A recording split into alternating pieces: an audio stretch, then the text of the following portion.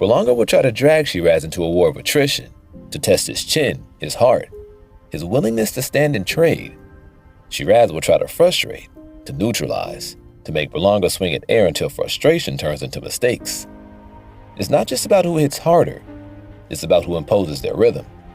Berlanga's rhythm is chaos, vast, loud, relentless. Sheeraz's rhythm is silence, slow, methodical, suffocating in its own way.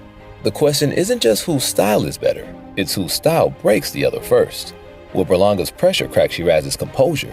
Or will Sheeraz's discipline and distance make Berlanga doubt himself, force him to chase, and ultimately walk into something sharp and unexpected? Whose rhythm wins out?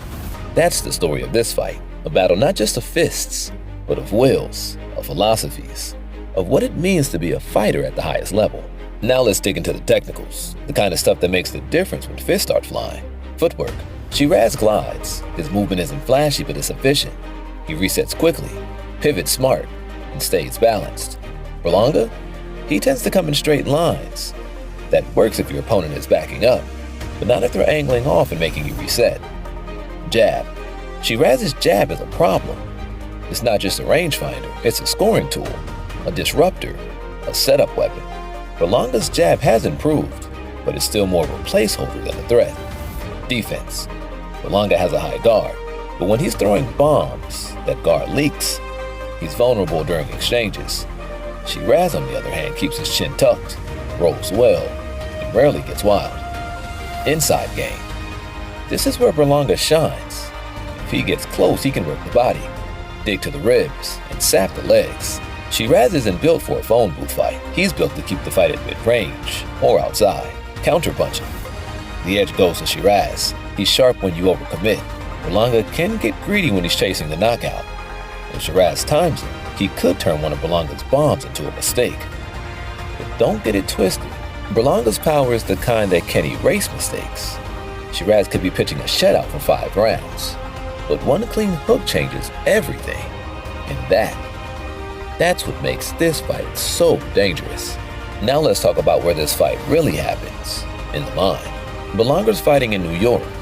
He's the hometown kid. He'll have the crowd, the chants, the flags, the pressure. Every shot he lands will sound like thunder.